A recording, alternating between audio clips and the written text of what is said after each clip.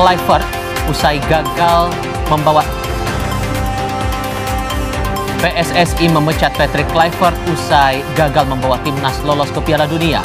Sejumlah nama pengganti Kluivert mulai bermunculan seperti mantan pelatih Irak Jesus Gavas dan mantan pelatih timnas Shin Tae-yong.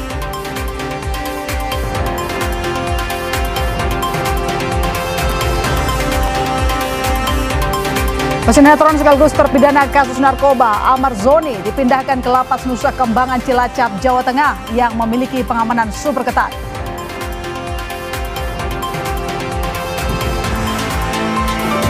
Presiden Prabowo mengizinkan warga negara asing memimpin badan usaha milik negara.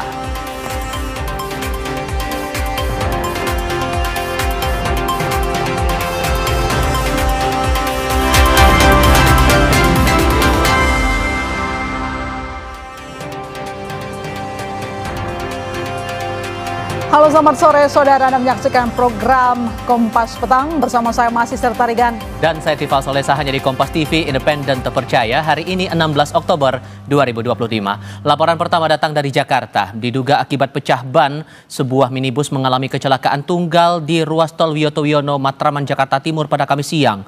Roda minibus kemudian terpental hingga menimpa mobil lain yang ada di bawahnya.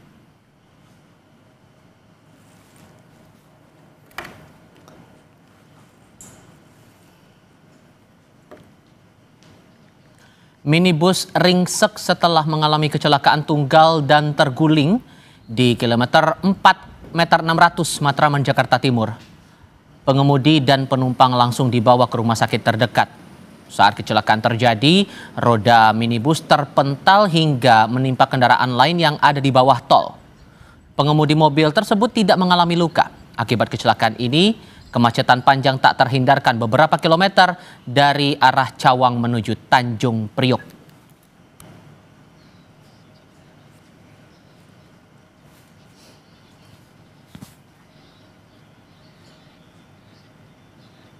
Saudara, kecelakaan kapal kayu terjadi di perairan Banda Neira, Kabupaten Maluku Tengah. KM Sarana Perkasa yang bermuatan BBM terbakar saat melakukan proses pembuangan air di dalam kapal.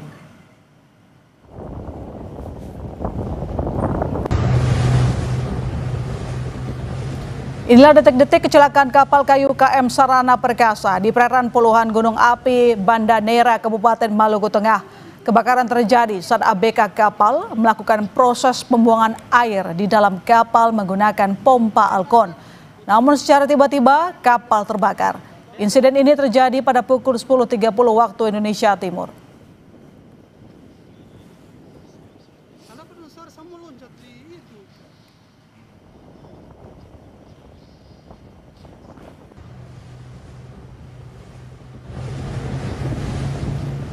Kita ke ranah kriminal. Usai ditangkap karena mengedarkan narkoba dari Rutan Salemba bersama warga binaan lain, pesinetron sekaligus terpidana kasus narkoba Ahmad Zoni dipindahkan ke Lapas Nusa Kambangan Cilacap, Jawa Tengah dengan keamanan super ketat.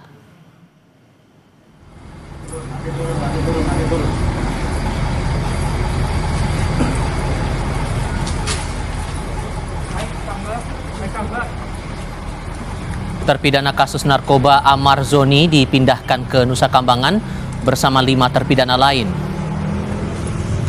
Para terpidana dipindahkan dengan kondisi mata tertutup. Kasubdit Kerjasama Direktorat Jenderal Pemasyarakatan Rika Aprianti bilang Ahmad Zoni masuk kategori warga binaan high risk atau berisiko tinggi sehingga pengamanan berlaku super ketat.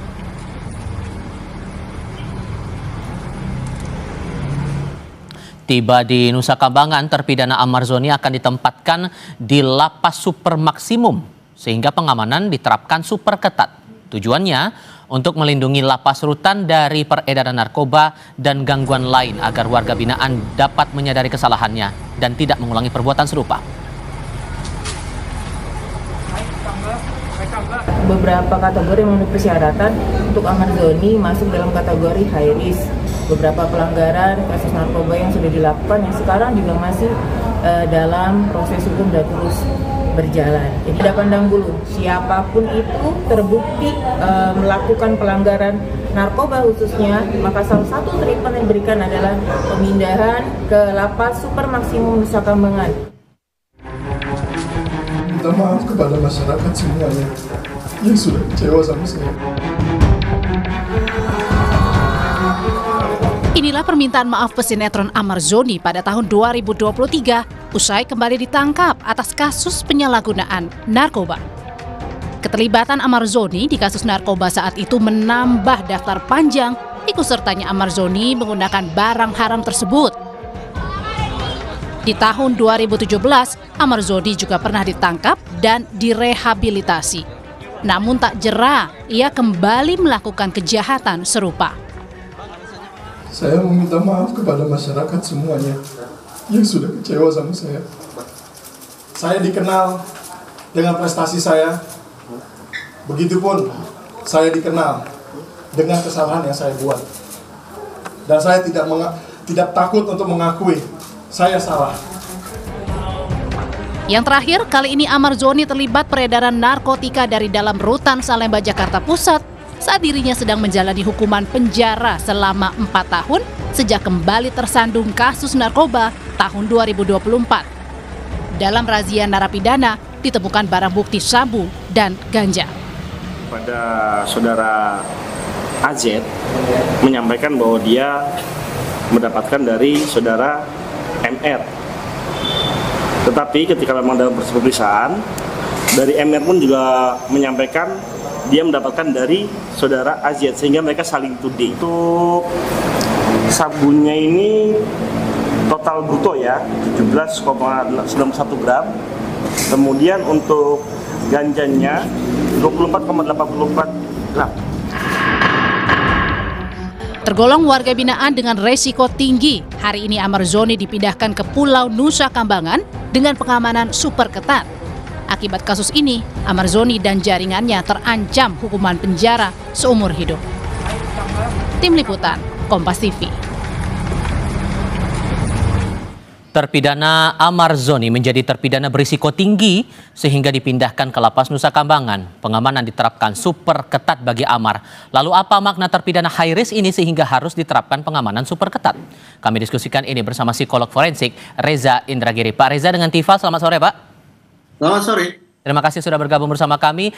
Awalnya sebatas penyalahguna dan sekarang melakukan pengedaran bahkan di dalam lapas sampai berstatus terpidana berisiko tinggi. Wajarkah kemudian penanganannya sampai seperti ini terhadap Amar Zoni, Pak? Wajar, tapi saya ingin melanjutkan istilah high risk itu tidak hanya sebagai sebuah resiko tinggi bagi Amar Zoni, tapi juga merupakan kegagalan level tinggi bagi otoritas pemasyarakatan. Karena ketika kita kemudian menyebut Amar Zoni ini sebagai pelaku kambuhan, residivis, bahkan naik kelas dari penyalahguna menjadi pengedar, maka sesungguhnya terbuka alasan bagi kita untuk mempertanyakan program pembinaan bagi narkoba, bagi napi narkoba yang selama ini digadang-gadang, dimiliki dan diselenggarakan oleh otoritas pemasyarakatan, efektivitasnya seperti apa? Kemujarabannya seperti apa? Sayang beribu sayang, saya pribadi tidak bisa menjawab pertanyaan saya ini karena hingga saat ini sepengetahuan saya, otoritas pemasyarakatan, yang saya maksud berarti Kementerian Imigrasi dan Pemasyarakatan, ataupun pemerintah secara umum, tidak pernah menyajikan data tentang tingkat residivisme di kalangan napi narkoba kita. Okay. Jadi, itu saya katakan tadi, ini mujarab atau tidak, efektif atau tidak, atau bahkan mungkin ada atau tidak sesungguhnya, tidak pernah terjawab. Nah, soal itu kita akan coba elaborasi nanti. Tapi dengan pendekatan statusnya sudah terpidana high risk, kemudian pemindahan kita lihat visualnya dengan kondisi mata tertutup, memang harus seperti itu, Pak? Saya memahami bahwa high risk dalam konteks ini bisa dipahami sebagai dua hal. Pertama, Amar Zoni ini tersangkut masalah yang serius, yaitu narkoba.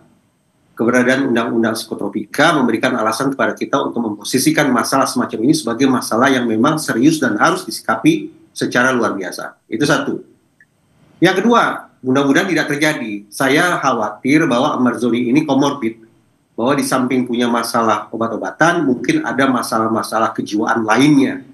Jangan sampai yang bersangkutan dengan kondisi komorbid alias punya gangguan berganda macam itu akan melakukan perbuatan berbahaya, baik perbuatan berbahaya bagi dirinya sendiri maupun bagi pihak lain.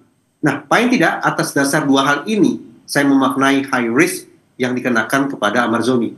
Dengan status sedemikian rupa, maka menurut saya memang sudah sepatutnya yang bersangkutan dikirim ke lembaga pemasyarakatan sifatnya khusus untuk memastikan tidak melakukan perbuatan yang berbahaya, dan juga lagi-lagi untuk memastikan tidak ada akses bagi dia untuk melakukan jual beli atau menggunakan narkoba pada ditambah lagi ini kan penyalahgunaan sudah berulang kali dilakukan Amarzoni dan sekarang levelnya udah naik lagi nih ke pengedar. Maka yang Anda singgung tadi masalah pembinaan itu yang jadi PR sekarang kalau begitu. Ironis ya, bahwa kita membayangkan di dalam penjara, di dalam lembaga pemasyarakatan ini menjadi lingkungan yang steril, menjadi lingkungan yang menyehatkan, yang bisa merehabilitasi, yang bisa mengubah tabiat seorang narapidana. Tapi secara getir harus saya katakan bahwa kasus ini seolah mengirimkan sebuah fakta kepada kita bahwa lingkungan penjara justru menjelma sebagai lingkungan kriminogenik. Di dalam lingkungan kriminogenik semacam inilah Amarzoni mendapatkan sumber daya yang baru, membangun jejaring yang baru, membangun keterampilan jahat yang baru, dan seterusnya dan seterusnya. Ini memang merupakan ironi yang terjadi justru ketika penjara disengaja atau tidak, direncanakan atau tidak, menjelma justru sebagai lingkungan krimogenik, lingkungan yang melahirkan pelaku-pelaku kriminal. Sehingga kalau Anda membaca posisinya Amar awalnya sebatas penyalahguna dan sekarang pengedar, memang seberbahaya itu efeknya dan tidak bisa main-main saat ia ditangkap dan proses pembinaan di lapas itu. Semestinya pertanyaan itu bisa terjawab sekali lagi kalau kita punya data. Kejaraban, efektivitas, residivisme di kalangan napi narkoba kita seperti apa. Tapi data itu tidak kita punya. Sehingga saya hanya sebatas bisa mengatakan, saya ulangi, kasus ini menunjukkan kepada kita bahwa otoritas pemenjaraan atau otoritas pemasyarakatan telah gagal membina seorang narapidana kambuhan bernama Amarzoni, sekaligus lingkungan penjara justru menjelma sebagai lingkungan kriminogenik, lingkungan yang melahirkan kriminal. Itu gambaran getirnya. Baik, itu pelajaran berharga untuk kita cermati bersama untuk kemudian hari. Pak Reza, terima kasih banyak sudah berbagi pandangan bersama kami. Selamat sore, Pak. Terima kasih. Sorotan lain di Kompas Petang, PSSI pecat Patrick Kluivert usai gagal membawa timnas lolos ke Piala Dunia. Jangan kemana-mana, kami segera kembali.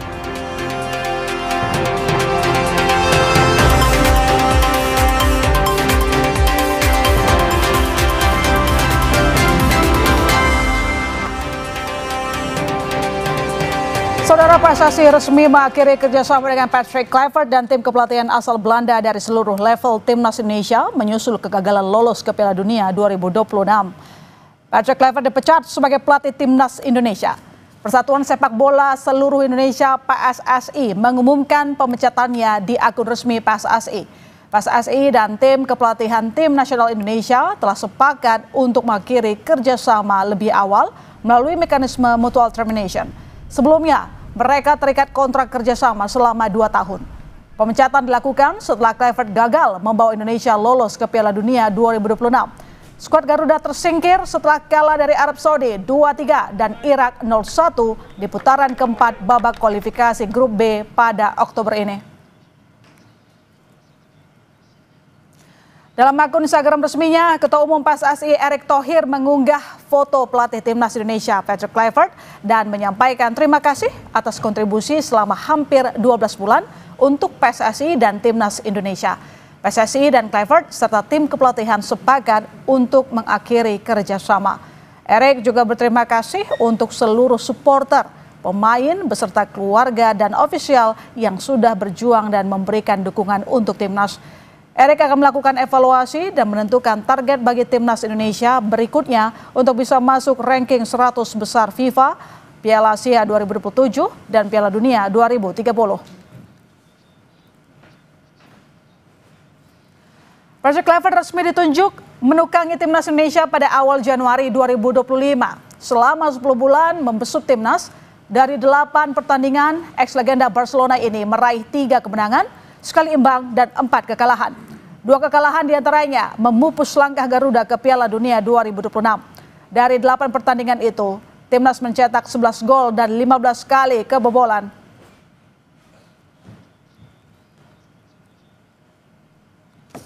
Selama 10 bulan mengarsiteki timnas, Kluivert dibantu belasan orang staf kepelatihan Namun untuk urusan taktik, Kluivert erat berdiskusi dengan Alex Pastoor yang pernah melatih sejumlah klub Eredivisie Belanda seperti NEC Nijmegen, Sparta Rotterdam, dan Almere City.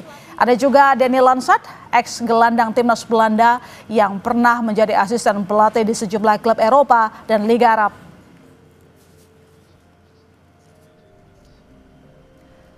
Kegagalan menuju Piala Dunia 2026 membuat kursi pelatih timnas yang saat ini diduduki Patrick Kluivert memanas. Kini muncul nama-nama yang disebut-sebut bisa menggantikan Kluivert. Nama Sintayong masih menyisakan kenangan bagi supporter timnas. Pelatih asal Korsel ini pernah menangani skuad Garuda dari 2020 sampai 2025. Nama lainnya adalah Jesus Casas. Dia pernah melatih Irak dari 2022 sampai 2025. Casas sukses mempersembahkan gelar Piala Teluk 2023. Ada juga nama Timur Kapatse. Dia dipercaya memimpin Uzbekistan di 4 laga sisa di grup A babak ketiga kualifikasi Piala Dunia 2026 zona Asia. Hasilnya, Uzbekistan lolos Piala Dunia 2026. Sosok lainnya yang bisa mengisi posisi pelatih timnas Indonesia adalah Park Hang-seo. Pengalamannya bersama timnas Vietnam membuatnya paham kultur sepak bola Asia Tenggara dan Asia, sehingga diperkirakan tak butuh waktu lama untuk adaptasi.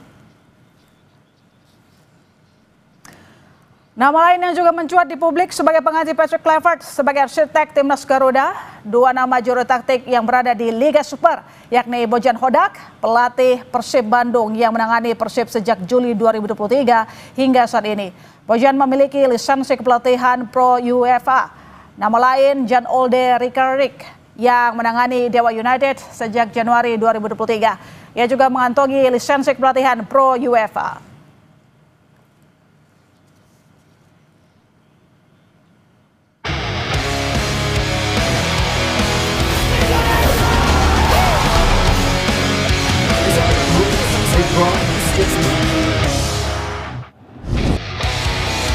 Perjalanan Patrick Kluivert sebagai pelatih timnas Indonesia berakhir usai gagal mewujudkan mimpi skuad Garuda tampil di Piala Dunia 2026. Pemutusan kerjasama diumumkan melalui situs resmi dan akun media sosial PSSI. Federasi mengumumkan pengakhiran kontrak ini dilakukan melalui mekanisme mutual termination atau kesepakatan bersama. Kekalahan dari Arab Saudi dan Irak di kualifikasi babak keempat zona Asia menjadi puncak kekecewaan publik dan pecinta sepak bola tanah air.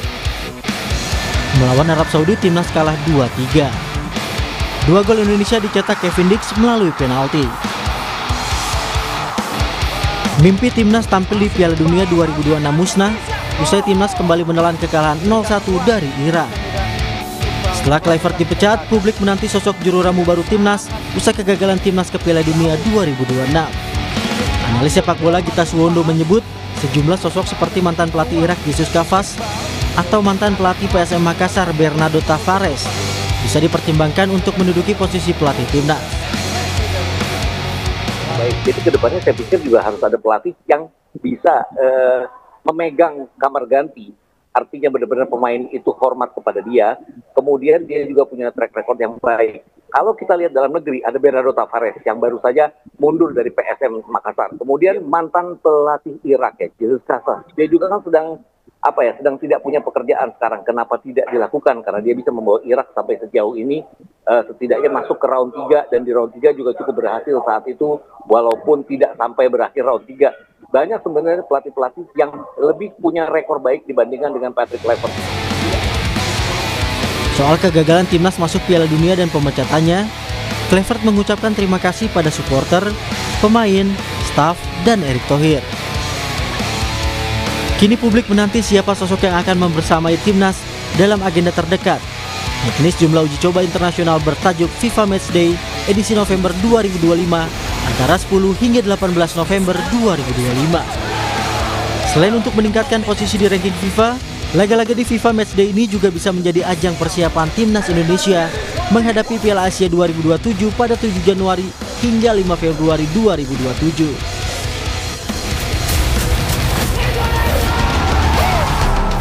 Usai Patrick Kluivert tak lagi membersamai timnas, apa yang akan dilakukan Menpora dan PSSI? Kita sapa jurnalis Niko Anggriawan dan juru kamera Yanuar Ruslim di Wisma Menpora Jakarta. Niko, apakah pelatih pengganti Patrick Kluivert akan segera diumumkan atau seperti apa langkah selanjutnya yang akan diumumkan oleh PSSI? Ya, hingga saat ini belum ada pernyataan resmi dari PSSI atau Kemenpora terkait dengan pemecatan dari pelatih kepala Timnas Indonesia, Patrick Kluivert. Hanya saja, Ilona dan juga saudara, pernyataan resmi dari PSSI ini disampaikan melalui media sosial Instagram terkait dengan pemecatan Patrick Kluivert sebagai pelatih Timnas Indonesia. Dan kita masih menantikan bagaimana langkah selanjutnya yang akan ditempuh oleh PSSI terkait dengan masa depan dari Timnas Indonesia itu sendiri. Kita melihat bahwa nantinya ada pertandingan FIFA Matchday atau agenda terdekat dari Timnas Indonesia adalah pertandingan di November 2025, ini pada tanggal 10 hingga 18 November. Ini adalah pertandingan persahabatan atau FIFA Matchday yang nantinya bisa menentukan ranking atau urutan Indonesia di FIFA. Untuk sementara Indonesia ini menempati ranking 119 dunia dan berpotensi turun akibat kekalahan yang dialami oleh Indonesia saat menghadapi Arab dan juga Irak. Dan tentunya ada beberapa nama-nama pelatih yang digadang-gadang bisa menjadi caretaker atau pelatih yang nantinya bisa membawa Indonesia membersamai atau melawan atau bertanding di FIFA Matchday tersebut. Di antaranya adalah asumsi publik seperti Coach Sintayong yang sempat melatih Indonesia sebelum tim Patrick Kluivert, lalu kemudian ada nama seperti Jesus Casas atau ex-pelatih Irak, kemudian ada Timur Kapadze, ex-pelatih Uzbekistan, dan nama-nama tersebut ini digadang-gadang bisa untuk memimpin timnas Indonesia di kancah internasional, termasuk nantinya akan menghadapi Piala Asia 2027 dan juga Olimpiade 2028. Dan nantinya keputusan ini harus segera diputuskan oleh PSSI maupun Kemenpora untuk nantinya bisa menentukan siapa yang akan menjadi pelatih timnas Indonesia dalam waktu dekat, karena di agenda FIFA Matchday yang kurang lebih hanya berjarak 1 bulan dari sekarang, ini nantinya perlu adaptasi baik itu dari pelatih maupun pemain untuk nantinya pola permainan Indonesia ini bisa cair dan juga bisa menangani pertandingan tersebut dengan baik, seperti itu Ilona. Kita masih nantikan bagaimana langkah selanjutnya yang akan ditempuh oleh PSSI terkait dengan masa depan timnas Indonesia setelah Patrick Kluivert dipecat. Tunggu nanti pengumuman dari PSSI karena ajang yang paling dekat adalah FIFA Matchday ya di bulan November nanti. Terima kasih Niko, selamat kembali bertugas. Saudara, FIFA Matchday jadi agenda terdekat timnas. Lalu siapa yang akan menggantikan Patrick Kluivert? Kita bahas bersama sepak bola Iksan Mahar dan penasehat Semen Padang FC Andre Rosiade. Selamat petang Bung Iksan, selamat petang Bang Andre. Selamat petang. Ya, selamat petang. Ya, saya coba ke Bang Andre dulu, Bang. Ini kita lihat putusan dari PSSI cepat begitu setelah banyak suara publik yang meminta Patrick out, lalu kemudian Patrick Kluivert dipecat. Apakah ini memang tanpa rapat exco PSSI atau apa menurut Anda? Jadi informasi yang saya dapatkan ya ini mungkin diambil keputusan setelah tekanan begitu besar dari publik ya. Sehingga akhirnya PSSI memutuskan. Tapi informasi yang saya dapatkan pemecatan ini tanpa rapat exco ya. Mungkin karena tekanan publik sehingga Pak Erik mungkin memutuskan lalu meminta Sekjen PSSI Pak Yunus Nusi untuk menghubungi Patrick Kluivert dan gerbongnya untuk melakukan pemutusan kontrak. Itu informasi yang saya dapatkan. Nah, setelah ini akan diambil keputusan untuk memutuskan siapa yang menjadi head coach. Nah, pengambilan keputusan itu direncanakan melalui rapat exco. Itu informasi orang dalam yang saya dapatkan. Itu pertama.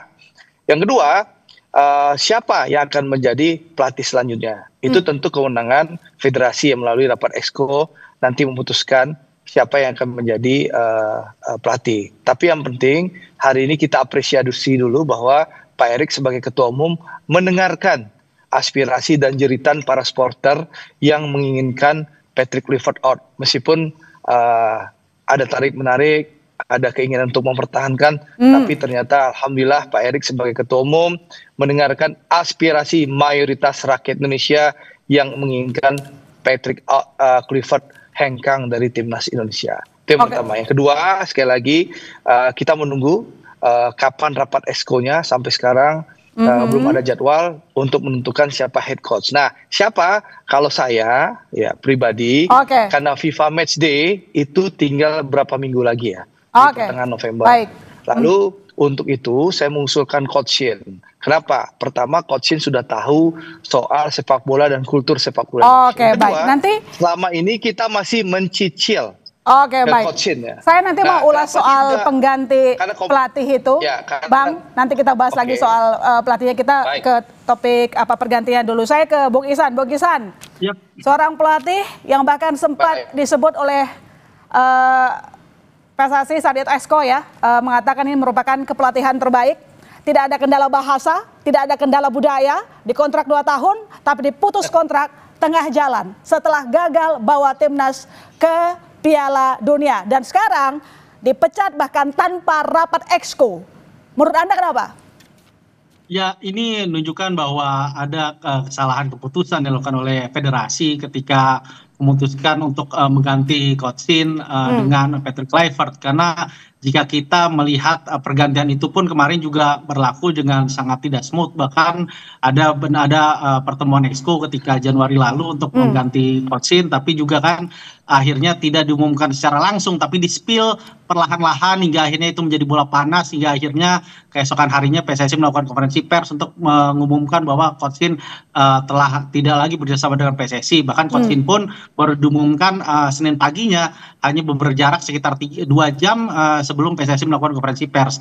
Jadi dan pemilihan Patrick Kluivert juga cukup aneh juga, meskipun itu bisa dikatakan salah satu bagian PSSI menghormati saat itu bagaimana pada malam tanggal 25 Desember di Natal hanya Patrick Kluivert yang datang untuk menemui undangan Pak Erick Thohir melakukan semacam fit and proper test calon pengganti Coach Shin saat itu. Tapi kalau kita melihat track recordnya jelas Patrick Kluivert tidak bisa dibandingkan apple to apple dengan Coach Sinteyong. Coach Sinteyong datang ke Indonesia segudang pengalaman di level dunia, pada memimpin Korea di Olimpiade 2016, kemudian memimpin juga Korea di Piala Dunia 2018. Dengan Kluivert datang dengan kegagalan bersama Kurakau di kualifikasi 2018, begitupun juga gagal bersama Adana Demirspor di Turki. Jadi memang bisa dikatakan inilah kesempatan PSSI untuk meriset lagi kepemimpinan di dalam timnas Indonesia setelah banyak kita tahu PSSI bisa dikatakan PSSI era Pak Erick Thohir kepada Patrick Kluivert ini adalah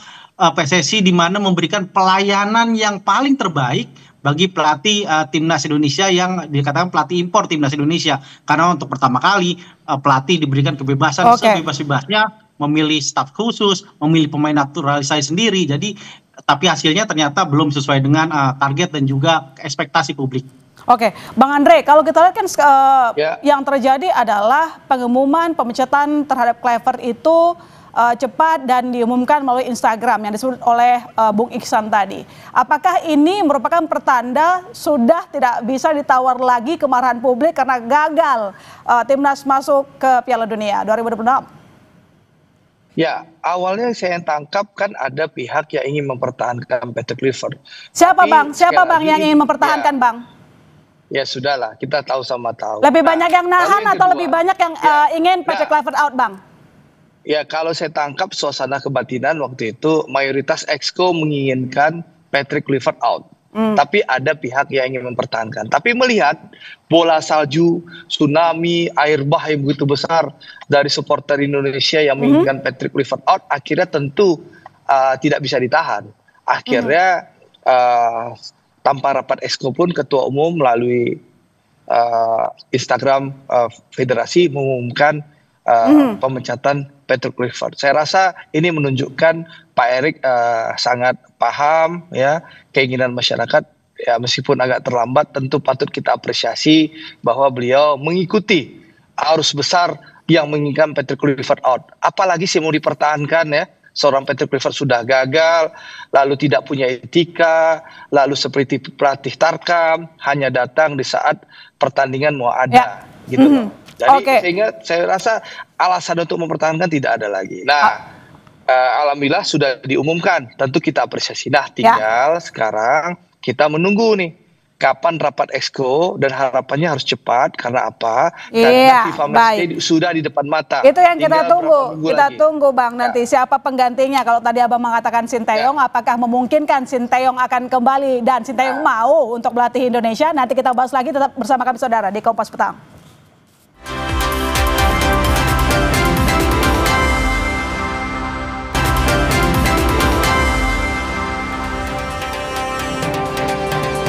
Ya, kita lanjutkan dialog kita dan di segmen ini telah bergabung bersama kita ada Jong Sokso atau Coach JJ. Selamat petang, Coach JJ.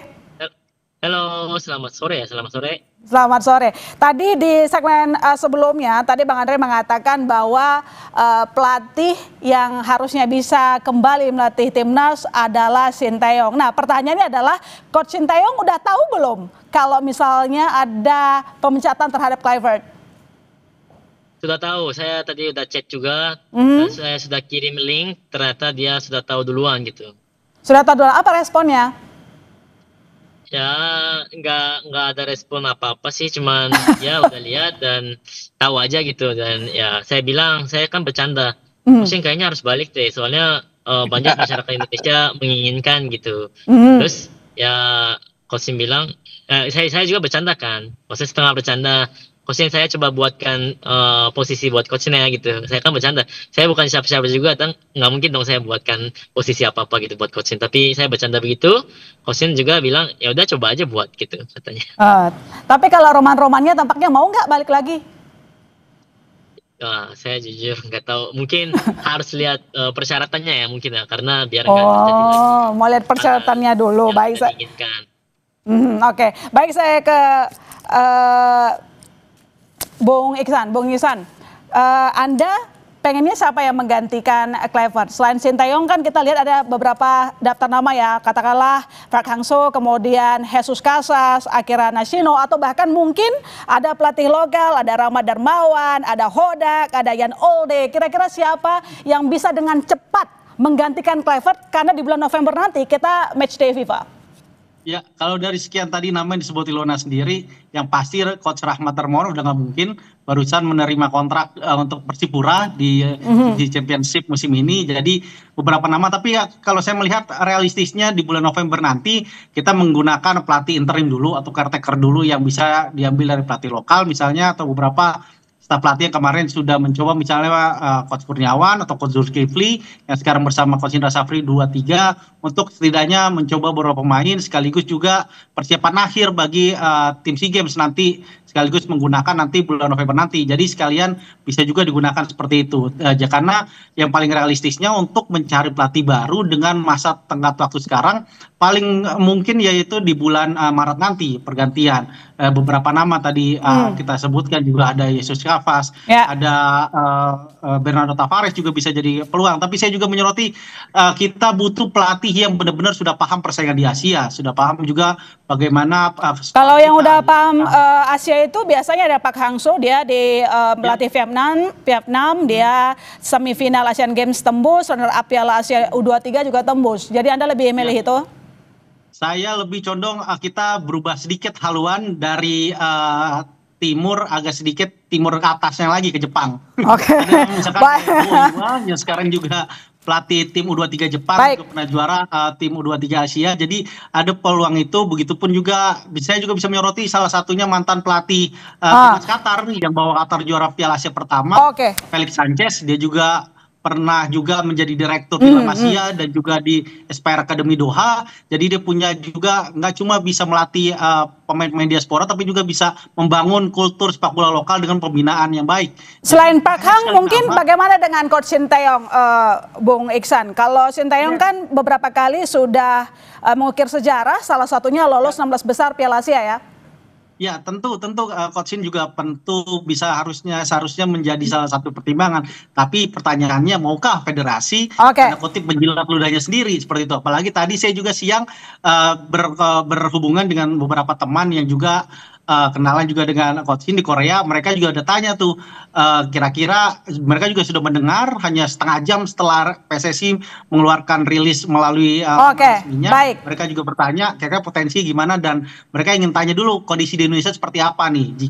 Oke, baik. Saya ke Coach JJ kalau begitu. Kalau dari Coach Shin Tae-yong, kira-kira saat misalnya kualifikasi Piala Dunia, bagaimana Coach Shin Tae-yong mencatat beberapa pertandingan katakanlah Indonesia versus Arab Saudi, lalu kemudian kita kalah kemarin ya, lalu kemudian kita melawan Irak juga akhirnya harus mengakui kekalahan, jadi kita gagal lolos ke Piala Dunia. Coach JJ? Ya, siap.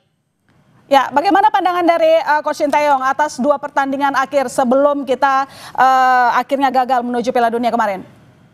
Sebenarnya kalau saya tanya sih, coachnya jujur ya nggak terlalu banyak jawab sih tentang pertandingan-pertandingan kemarin ya. Tapi yang saya analisa kemarin jujur kita harusnya harus dapat poin di pertandingan lawan Arab Saudi kemarin, bukan lawan Irak. Karena memang gimana pun caranya kita harus dapat poinnya di Arab Saudi, karena Irak itu pastinya lebih kuat daripada Saudi, dan kemarin tuh saya analisa pun memang Saudi yang lebih di bawah Irak gitu kemarin.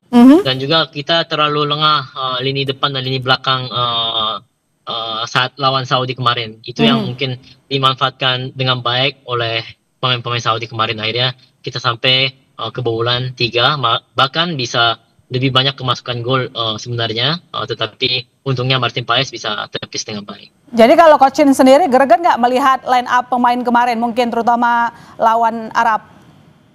Jujur saya nggak pernah tanya masalah line-up-nya, karena Coach Shin juga lagi-lagi masa-masanya sulit juga, dan masa-masanya pasti pecat juga, jadi saya nggak bisa banyak tanya ke beliau.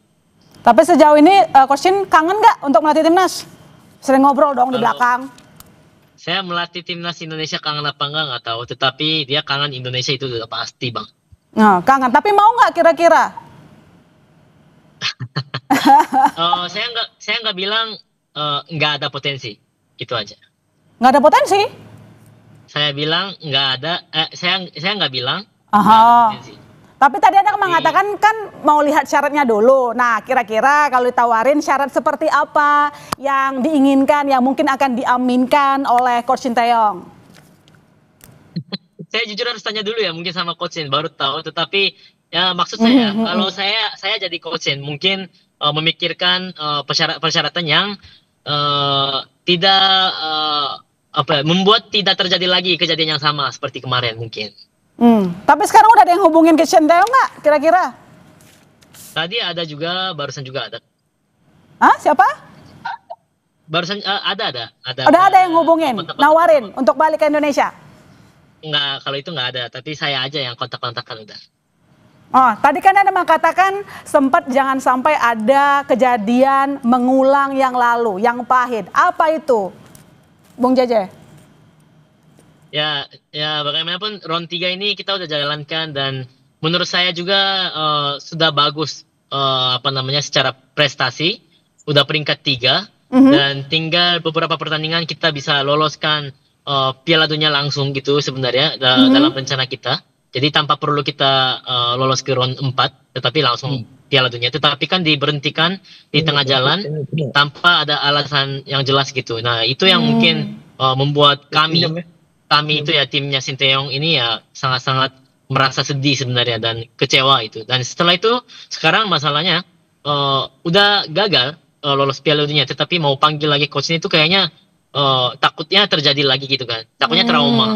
Jadi mungkin itu yang harus dibuat sebagai pengalaman aja gitu, maksudnya biar nggak terjadi lagi. Iya, oke.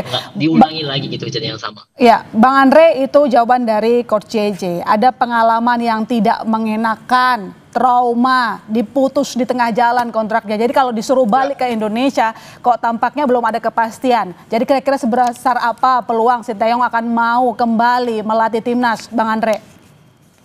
Ya, pertama Indonesia punya pengalaman CLBK, ya.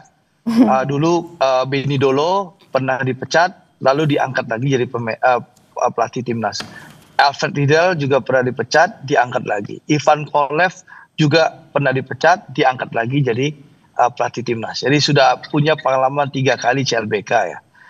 Dan CLBK ini kan hal yang lumrah di dalam dunia sepak bola. Pelatih Arab Saudi yang mengalahkan kita juga dulu pernah dipecat Saudi, lalu diminta menggantikan Roberto Mancini dan meloloskan Saudi ke Piala Dunia. Lalu Ancelotti juga pernah dipecat di Real Madrid, balik ke Real Madrid juga berprestasi. Jadi pertama tidak ada yang tidak mungkin.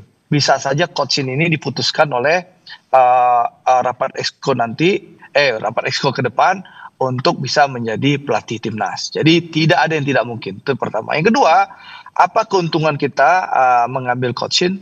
Yang kedua, karena pertama FIFA Matchday ini sudah di depan mata. Ya kita butuh pelatih yang paham untuk sepak bola Indonesia dan tahu pemain Indonesia dan peta persaingan di Asia sehingga langsung bisa bekerja ya tanpa perlu lagi ada penyesuaian. Lalu hitung-hitungan ekonomi.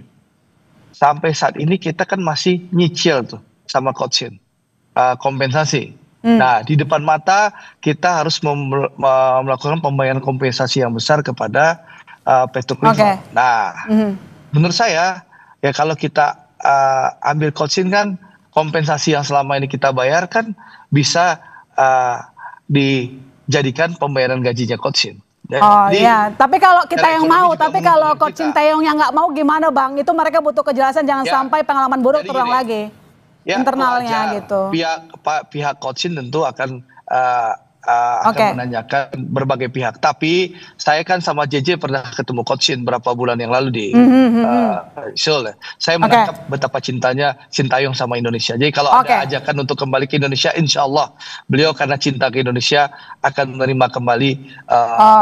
Baik, saya ke Bung Iksan. Bung Iksan, kita coba bergeser ke daftar calon pelatih lokal untuk menggantikan Kluivert. Siapa yang kira-kira paling punya peluang dalam waktu singkat ini? Kita butuh ada masa transisi yang tepat begitu. Katakanlah ada Rahmat Darmawan, kemudian ada Boyan Hodak, kemudian Jan Olde. Masing-masing punya pencapaian. Kalau Rahmat Darmawan sudah melatih 88 sampai 2013, kemampuannya dalam meramu strategi yang adaptif dianggap mungkin bisa saja mengimbangi Kluivert. Bagaimana menurut Anda?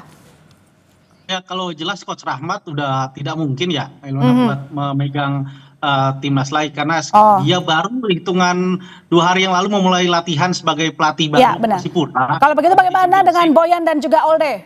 Langsung saja kita geser. Boyan dan Olde itu agak relatif sulit. Karena apa? Karena timnya punya misi yang cukup besar di musim ini. Boyan bersama Persib untuk di Super League dan juga di Champions Asia tuh. Jan Olde juga punya ambisi besar bersama Dewa di Super League dan juga di AFC Challenge Cup. Jadi paling realistis kita mengambil pelatih yang saat ini sedang nganggur. Ada nama Bernardo Tavares, mantan pelatih PSM Makassar yang juga pernah membawa PSM juara Liga 1 plus juga membawa sampai ke final zona ASEAN AFC Cup 2022 lalu. Jadi ini satu nama yang bisa dicoba oleh PSSI seandainya benar-benar butuh pelatih yang kenal pemain Indonesia, kenal juga banyak pemain muda di Indonesia, plus juga sudah kenal peta persaingan di level internasional tingkat Asia. Oke, baik. Pertanyaan terakhir saya singkat saja, Coach JJ, kalau diajak ngobrol, dipanggil oleh pihak Exco, apakah Coach Sinteyong mau datang dan berdiskusi untuk membuka kemungkinan kalau akan dipanggil kembali melatih timnas? Kalau untuk diskusi pasti terbuka, saya yakin. Jadi mungkin tergantung dari PSSI-nya bagaimana nge-treat coachnya. Jadi kita harus tunggu memang apa yang PSSI akan lakukan pada coaching. Itu sih sebenarnya paling penting, apalagi kan pernah bisa dibilang pernah memecat gitu kan. Jadi itu yang mungkin bisa dibilang mungkin tersinggung juga kan. Jadi mungkin harus hati-hati juga, dan nggak tahu dari cara PSSI misalnya kalau mau hire coaching ya mungkin harus hati-hati juga dan caranya mungkin harus halus gitu. Baik, terima kasih Coach JJ, terima kasih Bung Ihsan, terima kasih Bang Andre telah bergabung di Kompas Petang. Selamat petang. Saudara sorotan lain di Kompas Petang, Presiden Prabowo Subianto mengizinkan warga negara asing bisa memimpin BUMN. Lalu apa dasar hukumnya? Informasinya usai jeda.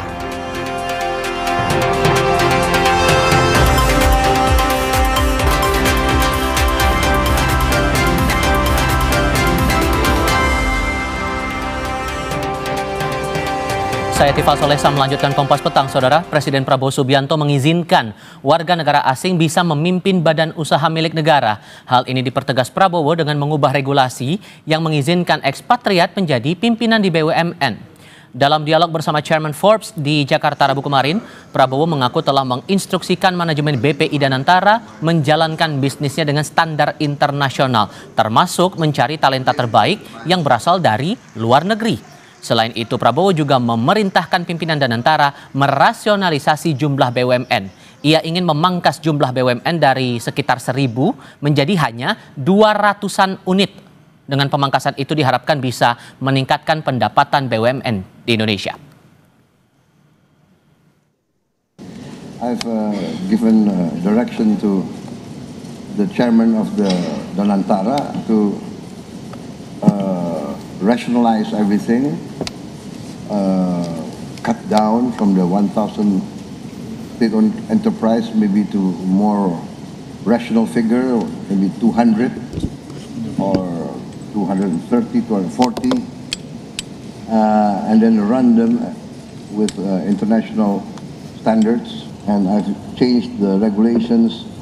Now expatriates, non-Indonesians can be leading our SOEs. So I'm very excited.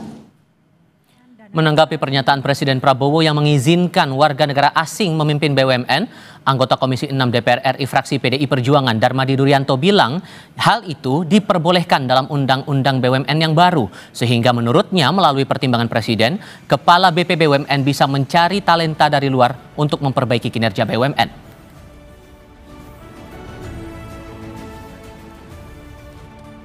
Kalau di pasal sebelumnya di undang-undang yang lama memang nggak boleh, tapi yang undang-undang perubahan ini diperbolehkan.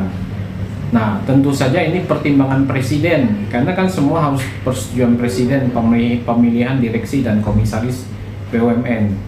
Nah, tentu ini tergantung pertimbangan presiden dan kepala BP BUMN. Kalau melihat memang tidak ada talenta yang bagus di dalam negeri, saya pikir DPR juga mempersilahkan juga ke Komisi 6 sesuai aturan yang ada, regulasi yang ada, agar bisa mengambil talenta-talenta dari luar negeri untuk memperbaiki kinerja BUMN. Ini kan berkaitan dengan kasus di Garuda, di mana sudah sekian banyak pergantian direksi dan komisaris, kinerja Garuda tidak menunjukkan perbaikan. Nah, mungkin di sini Presiden memandang perlu untuk mengambil talenta direksi dari luar negeri, dalam hal ini yang diambil dari Singapore Airlines, agar untuk memperbaiki kinerja daripada Garuda sehingga Garuda bisa bangkit lagi.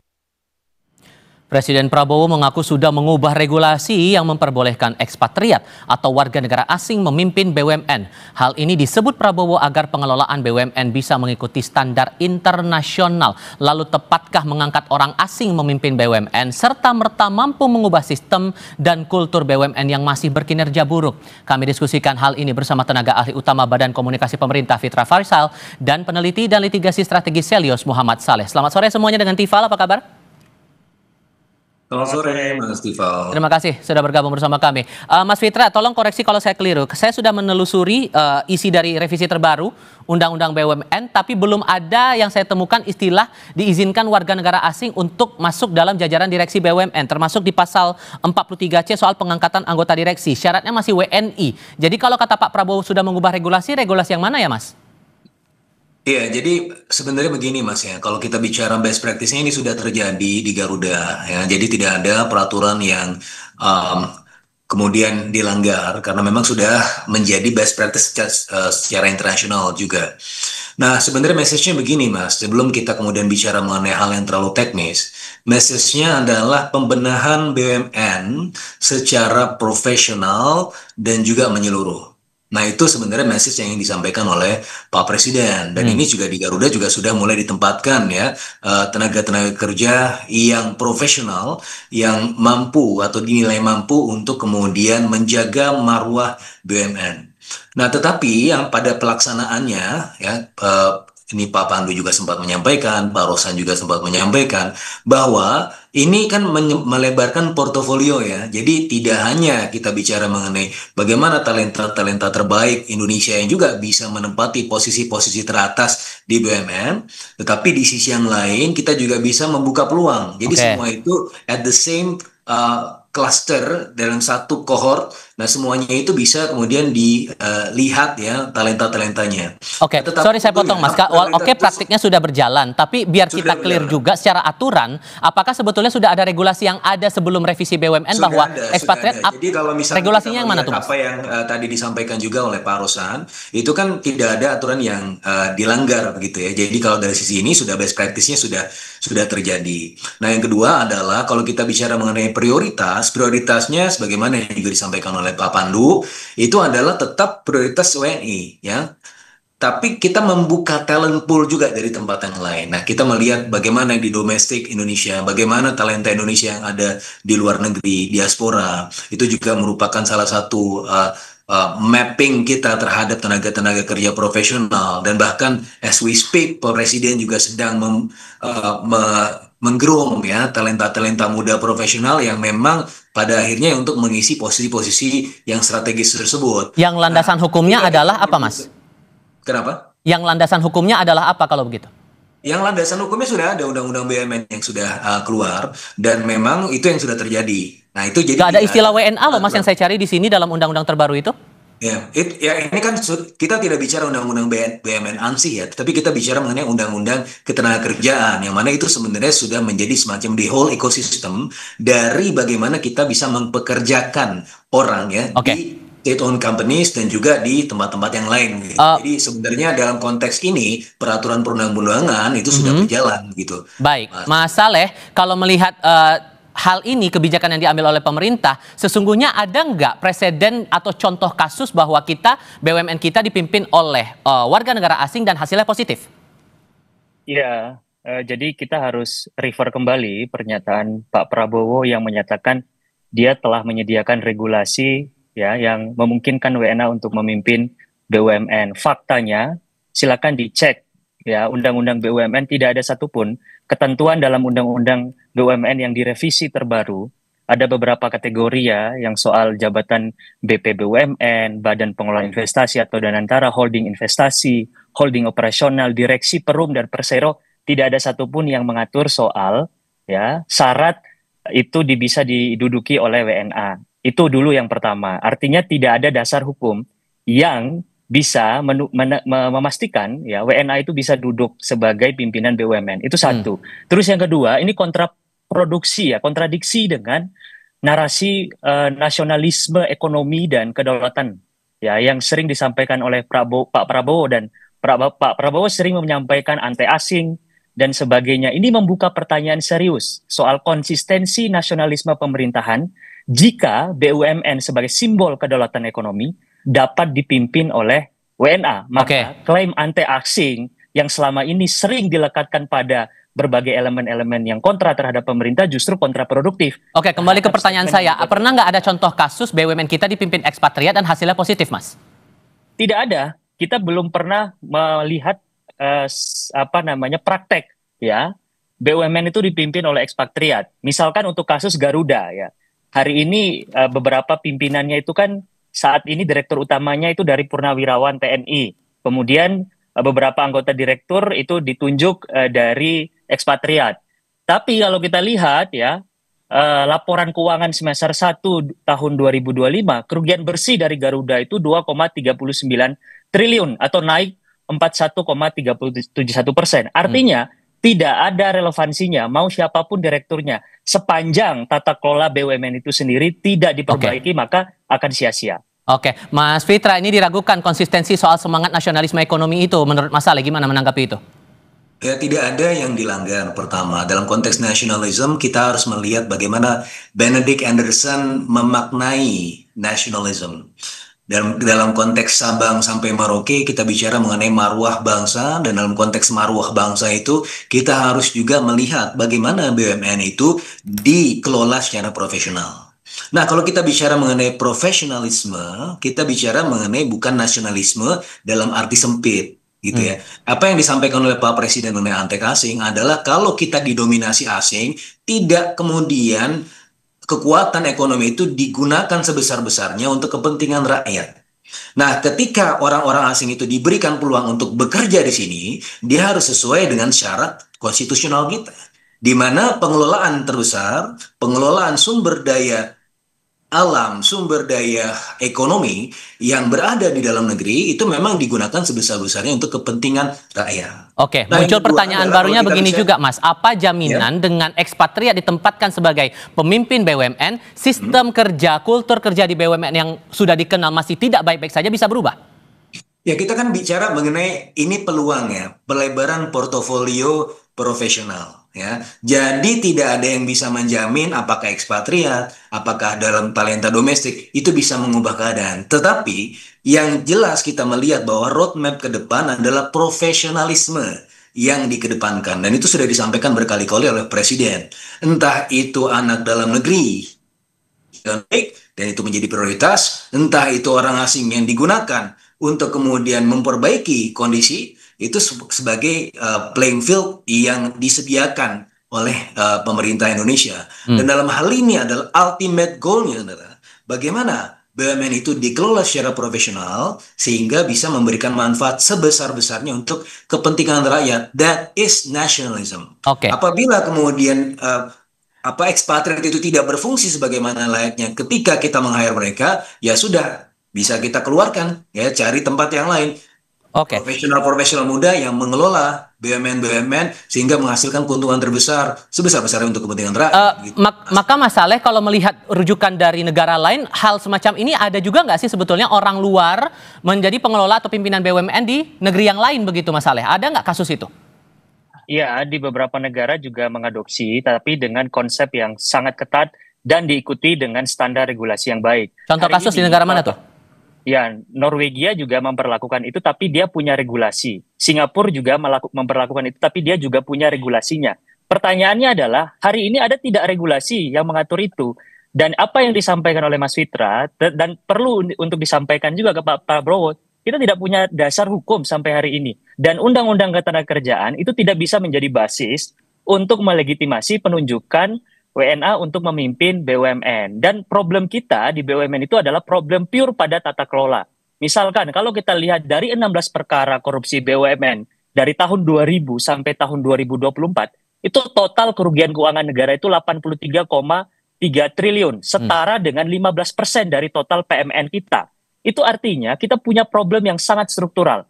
Kalau Presiden Prabowo menginginkan adanya penunjukan talenta-talenta terbaik, maka revisi dulu aturannya. Padahal Undang-Undang BUMN ini baru kita revisi, ya. Ini revisi yang keempat. Belum selesai revisi, kemudian menyatakan ingin menunjuk WNA untuk memimpin BUMN. Ini kan konteks revisinya, revisi apa dulu nih, Mas?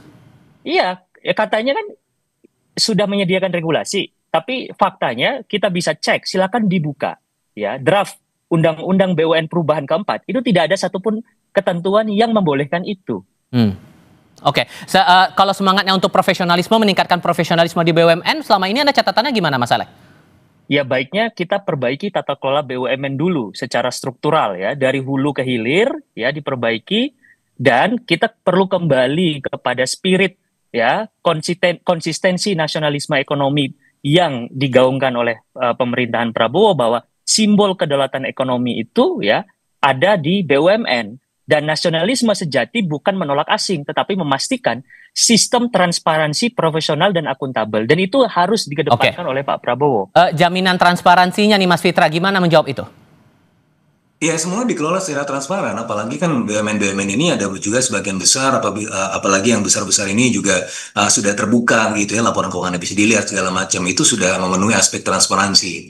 Dan bagaimana kita melihat bagaimana pembentukan BP BUMN dan kemudian Dirgantara itu sendiri, itu merupakan bagian dari proses menuju profesionalisme yang lebih baik dan kemudian pengelolaan ya aset-aset negara, BUMN, aset-aset ekonomi secara lebih transparan. Jadi itu saya rasa sudah merupakan concern juga dari pemerintah, dan apa yang disampaikan tadi sudah dilihat, sudah dicermati, dan pada akhirnya menjadi concern yang akan diperbaiki juga ke depan oleh pemerintah dalam hal ini dan antara dan juga BPBUMN. Muncul dugaan juga begini, saya butuh klarifikasi juga dari Anda Mas Fitra. Dengan diizinkannya ekspertnya jadi pemimpin BUMN, muncul upaya ini sebagai upaya BUMN ini mengarah ke fully private sector yang ujung-ujungnya kebal hukum. Tepat nggak pandangan itu? Begini, tidak ada yang kebal hukum di negara ini. Siapapun yang melakukan kecurangan, fraud, itu semua harus memenuhi konsekuensi hukum.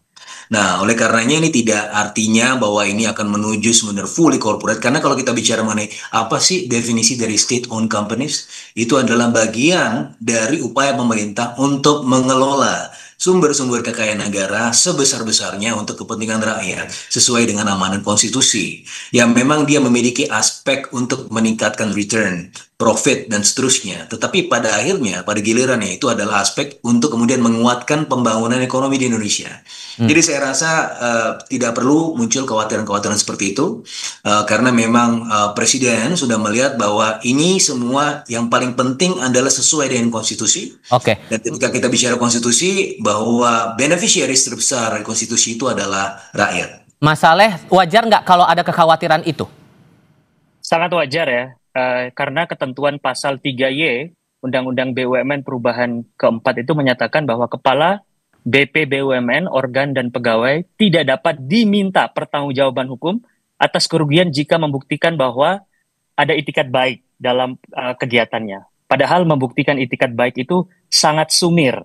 Dan ketentuan pasal 3X ya perubahan undang-undang BUMN yang baru juga mengkategorikan bahwa tata kelola BUMN ini mengacu pada tata kelola yang baik dan sudah mengarah pada upaya untuk memprivatisasi BUMN. Padahal kalau kita baca ketentuan Undang-Undang tentang Keuangan Negara, Undang-Undang 19 tahun 2003, jelas sekali menyatakan bahwa ada penyertaan modal negara dalam kekayaan BUMN, sehingga sepanjang di sana mengalir dana negara, maka dia masih dikategorikan sebagai institusi publik. Dan yang terakhir, saya ingin tegaskan bahwa kalau Mas Fitra menyampaikan soal konstitusi dan sebagainya, nggak usah kita jauh-jauh bicara soal konstitusi. Ya, sampai saat ini ada tidak dasar hukum untuk menunjuk WNA untuk menjadi pimpinan BUMN? Nggak ada, tidak ada satupun dasar hukumnya. Oke, Mas Saleh, Mas Fitra, terima kasih banyak sudah berdiskusi bersama kami. Saya selalu semuanya. Selamat sore. Sesaat lagi di Kompas Petang, peringatan Hari Pangan oleh Serikat Petani di sekitar Patung Kuda, Jakarta Pusat berlangsung ricuh. Tetap di Kompas TV.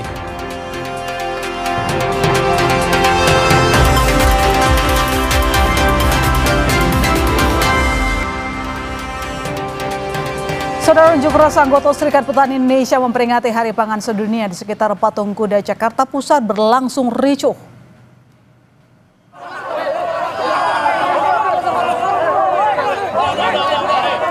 Dalam demo yang berlangsung siang tadi, polisi dan petani terlibat saling dorong saat aksi teatrikal dengan membakar karung gabah hendak dilakukan. Dalam aksinya, Serikat Petani Indonesia menyoal langkah pemerintah dan menyelesaikan konflik agraria serta kebijakan impor pangan. Kita sama-sama tahan emosi, nggak ada yang diuntung Pak ya, satu karung saja Pak ya. Berita lainnya, Saudara, Presiden Prabowo Subianto menggelar rapat dengan Menteri Keuangan Purbaya Yudisadewa di kediamannya di Kertanegara, Jakarta Selatan pada Kamis siang. Rapat digelar tertutup. Dari pantauan tim liputan Kompas TV, beberapa mobil pejabat hilir mudik di Kertanegara. Salah satunya mobil berplat RI-19 yang digunakan Menteri Keuangan Purbaya. Mobil Menko keluar dari kediaman Presiden Prabowo bersama mobil Jaksa Agung dan Panglima TNI. Sebelumnya, Menko Perekonomian Airlangga Hartarto mengonfirmasi rencana peluncuran stimulus ekonomi tambahan oleh pemerintah. Peluncuran stimulus ekonomi dilakukan sebagai upaya mengejar target pertumbuhan ekonomi 5,2% di akhir tahun ini. Sebelumnya pada pertengahan September lalu, pemerintah telah menggelontorkan anggaran senilai 16,23 triliun rupiah untuk program stimulus 8+4+5.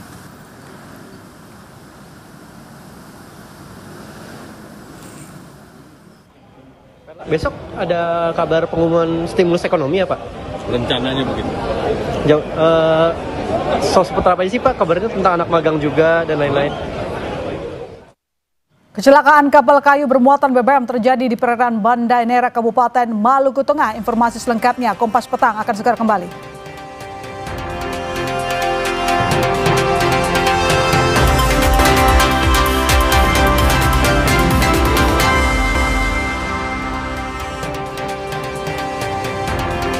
Kecelakaan kapal kayu terjadi di perairan Banda Neira, Maluku Tengah, Maluku. KM Sarana Perkasa yang bermuatan BBM terbakar saat proses pembuangan air dalam kapal.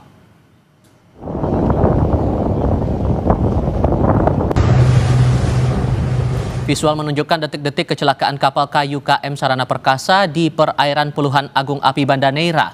Kebakaran terjadi saat anak buah kapal melakukan proses pembuangan air di dalam kapal menggunakan pompa Alcon. Namun tiba-tiba kapal terbakar. Insiden terjadi pada pukul 10.30 waktu Indonesia Timur.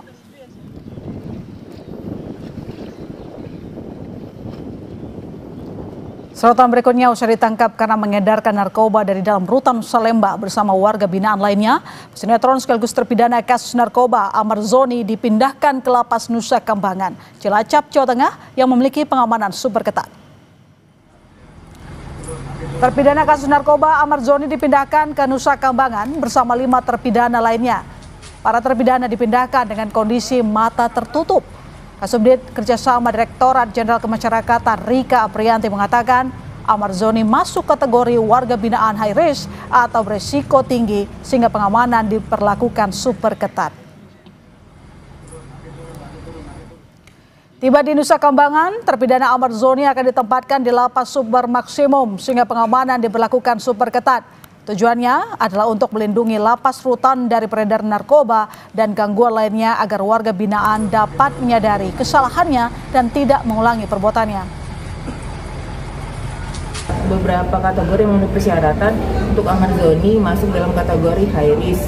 Beberapa pelanggaran kasus narkoba yang sudah dilakukan yang sekarang juga masih dalam proses hukum dan terus berjalan. Jadi tidak pandang bulu, siapapun itu terbukti melakukan pelanggaran narkoba khususnya, maka salah satu treatment yang diberikan adalah pemindahan ke Lapas Super Maksimum Nusa Kambangan.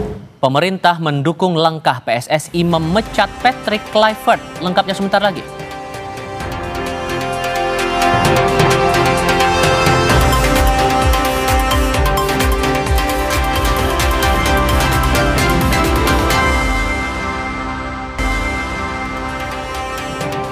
Saudara, pemerintah mendukung langkah PSSI memecat Patrick Kluivert sebagai evaluasi kegagalan menembus Piala Dunia 2026. Sebelumnya Istana juga mengatakan bahwa Presiden Prabowo Subianto meminta PSSI mengevaluasi secara menyeluruh penampilan timnas di babak keempat kualifikasi Piala Dunia 2026. Mensesnek Prasetyo Hadi bilang PSSI harus segera mencari penggantinya untuk mewujudkan mimpi timnas berlaga di Piala Dunia. Kami pemerintah menyambut baik keputusan dari PSSI untuk memberhentikan pelatih Patrick Kluivert dan kemudian untuk sesegera mungkin bisa mencari penggantinya, karena bagaimanapun kita tidak boleh patah arang, kita harus terus yakin, terus berusaha untuk memperbaiki kualitas tim nasional kita sehingga diharapkan pada saatnya nanti apa yang menjadi mimpi dari 287 juta rakyat Indonesia untuk timnas kita bisa berlaga di kancah Piala Dunia dapat terwujud. Kegagalan menuju Piala Dunia 2026 membuat kursi pelatih timnas yang saat ini diduduki Patrick Kluivert memanas. Kini muncul nama-nama yang disebut-sebut bisa menggantikan Kluivert. Nama Sintayong masih menyisakan kenangan bagi supporter timnas. Pelatih asal Korsel ini pernah menangani skuad Garuda dari 2020 sampai 2025. Nama lainnya adalah Jesus Casas. Dia pernah melatih Irak dari 2022 sampai 2025. Casas sukses mempersembahkan gelar Piala Teluk 2023. Ada juga nama Timur Kavatse. Dia dipercaya memimpin Uzbekistan di 4 laga sisa di grup A babak ketiga kualifikasi Piala Dunia 2026 zona Asia. Hasilnya Uzbekistan lolos Piala Dunia 2026. Sosok lainnya yang bisa mengisi posisi pelatih timnas adalah Park Hang-seo. Pengalamannya bersama timnas Vietnam membuatnya paham kultur sepak bola Asia Tenggara dan Asia, sehingga diperkirakan tak butuh waktu lama untuk adaptasi. Anda telah bersama kami di Kompas Petang. Saya Tifal Solesa. Dan saya Mahasiswa Tarigan pamit. Sampai jumpa.